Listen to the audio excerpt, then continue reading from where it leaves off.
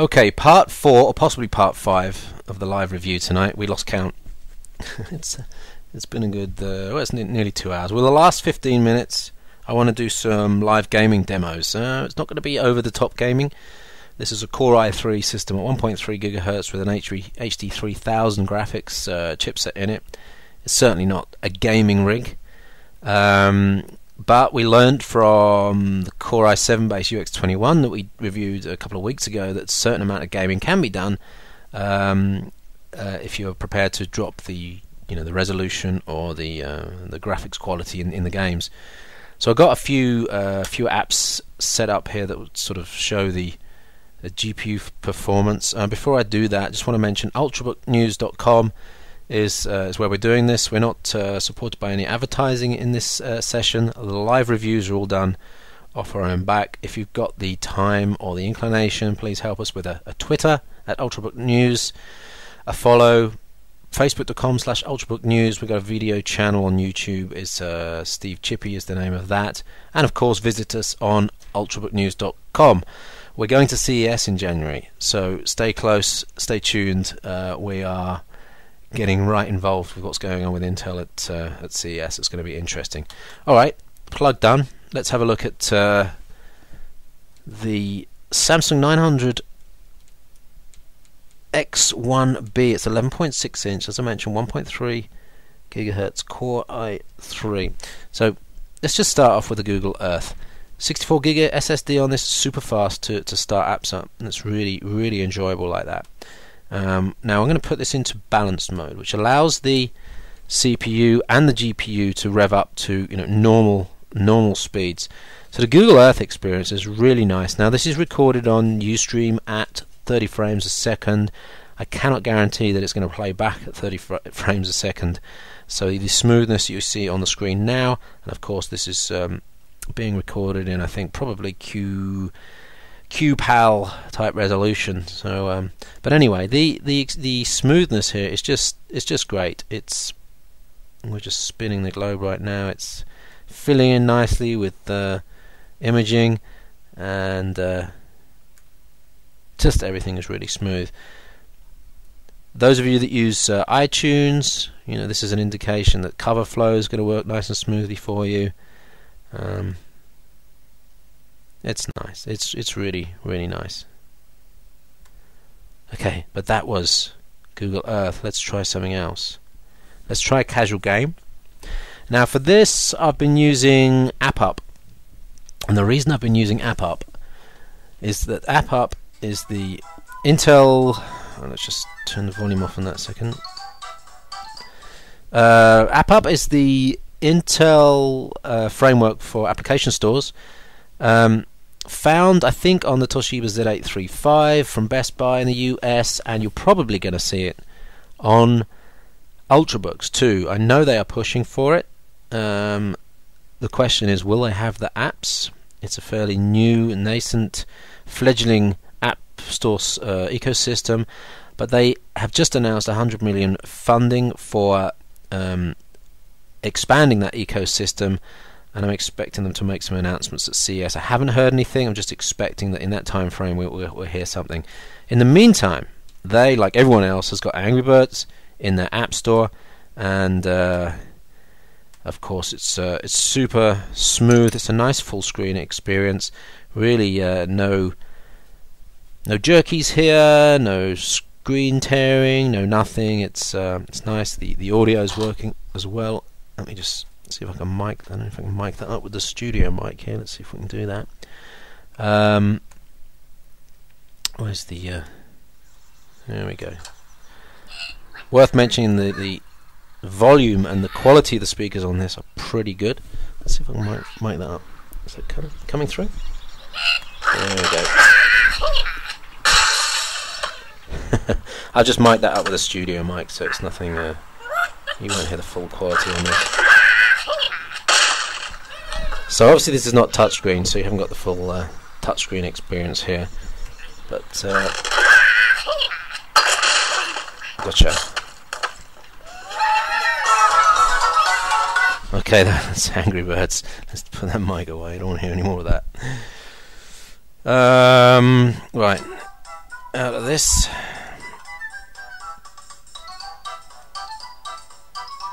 And into another. Well, let me just quickly show you App Up if you haven't seen it. Worth just quickly demonstrating it. I think they're rebuilding the UI at the moment. It doesn't run full screen on an Ultrabook. It runs in netbook size resolution, 1024 by 600 probably. But there's the App Store. There's actually some surprisingly useful bits of stuff in here. I mean, Evernote is up there.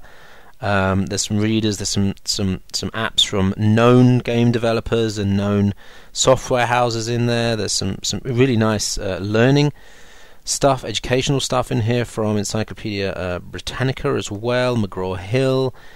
Anyway, that's kind of it's worth a look in if you want a nice sort of repository for Windows apps, and I think will be one to watch in the coming months, I think. Anyway, let's just pick one more game that came from that, and it's Pinball HD. Runs full screen, although it's a slightly less than full screen app. Let's go for this. And again, it kind of runs nice and smoothly. Graphics and oops, that was me losing the ball.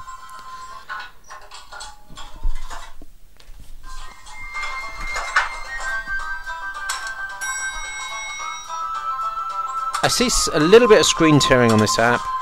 Screen tearing. I don't know whether there's a graphics driver issue, but there's a little tear that appears. It shouldn't do because there's not a lot of refreshing going on here, but okay, super smooth. That's casual gaming. Let's get out of that, and we'll get into something a little bit more interesting. And what I've got for you here is Half-Life 2. So we were running this on the UX21 a couple of weeks ago, and we got some reasonable frame rates out of it. This is not a new game, but it's a very popular game.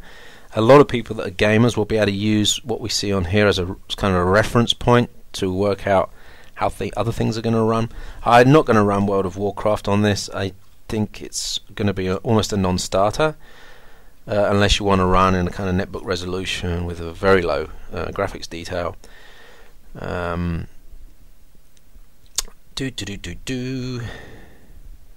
Yeah, someone mentioned Angry Birds is free on App Up. That's true. That's true. Oh, hang on. Where was I?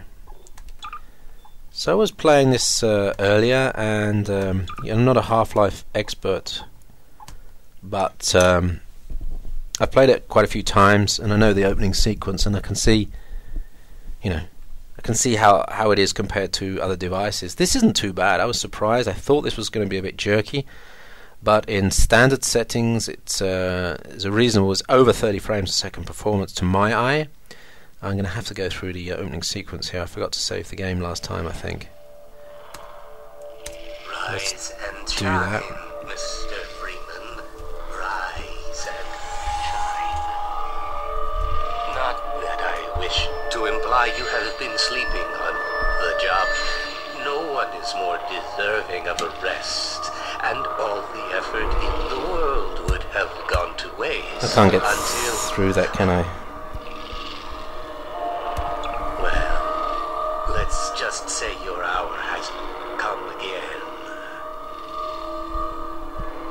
Is that back in focus now? Yeah, I think it's in focus now. And I haven't got the latest drivers, I don't think. It keeps going out of focus, but that's when it goes to black, it's trying to focus on the background here. Let's just turn that down the background slightly. So, Half-Life 2. So, moving around, viewing things, no problem. Really,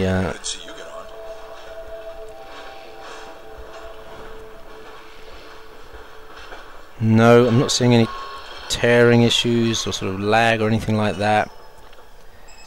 Worth mentioning while we wait is that This will now be using about 25 watts of drain.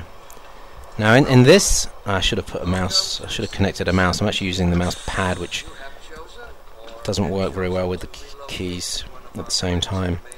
Yeah, it's going to be using about 25 watts of energy now. This has only got a 42 watt hour battery in it, so you can do the maths. It's not going to last long. Plus, you will hear the fan as well. I don't think you hear it as much as the UX21. But this won't be something you can put on your lap. Actually, I don't think there are many gaming rigs you can put on your lap, right?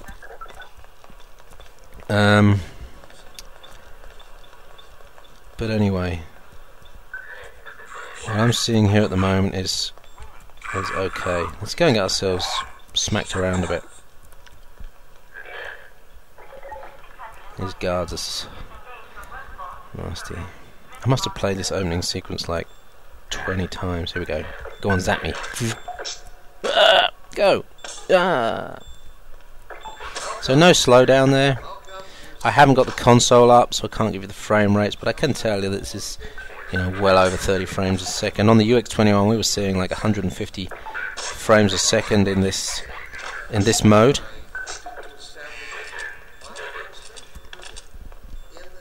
Oh, there's my little.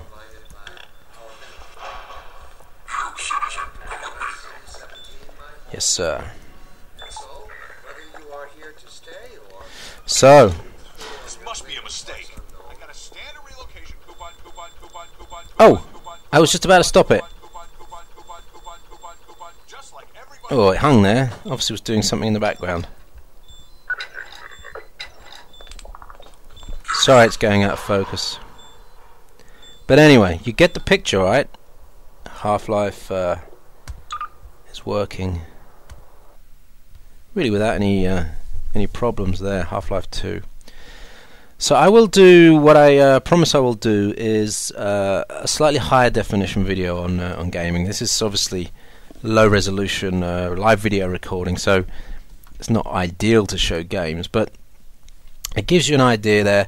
Flash games are going to be no problem. Casual games from App, older games, 2004 and earlier, no problem at all. Up to sort of 2008, I would say, at where you have to start adjusting resolutions and graphics quality to get the best out of the game. But I think for casual stuff, and no one is going to buy an Ultrabook for gaming, at least not this year. Next year, with Ivy Bridge, there's going to be a redesign of the GPU. They're talking about 2x GPU power in some metrics, so that will be interesting. But it's still not anywhere near a gaming rig. But it's good enough, right? For the Ultrabook, I think it's a bonus that it can do some sort of gaming. Intel call it mainstream gaming. I'm sorry, I can't support that. I don't think it's mainstream gaming. It's definitely casual gaming. Right. So questions from the chat here. Someone wants to test Batman. This is always the case. Whenever I ask, what do you want me to test? Like a million different suggestions come through of games that I've never even heard of. I was a gamer, a driving racing simulation gamer for a while, but I stopped because I did too much of it. But I haven't been on many recent games, so. Yeah, so that's a good point. Someone's waiting for a Thunderbolt external GPU. I think that's interesting because it takes PCI Express over Thunderbolt. Obviously, you can put GPU solutions over that, and external GPUs could be quite interesting. Asus had a PCIe external GPU at one point, and that would be. I think Thunderbolt docking stations is going to be a big thing, a big theme in starting in 2012. It's going to be expensive, but there's definitely potential to be connecting over Thunderbolt to bigger displays, storage, and external GPU solutions. So, well worth mentioning that. Okay, That's just a little look at gaming, not a huge look, not a detailed look, not a gamer look, and I'm sure there's going to be some interesting comments on YouTube when I post this one. There always is when you get into gaming. Just give me a thumbs up for trying. YouTube will be down there somewhere. Thanks for watching part 4 or part 5, whichever way you've been counting. The rest of the sessions are on YouTube. Stay tuned to the YouTube channel if you're watching on YouTube, because we've got the Acer S3 coming up, which is the low-cost Ultrabook. We've got the Toshiba Z830 coming in about a week and a half's time as well.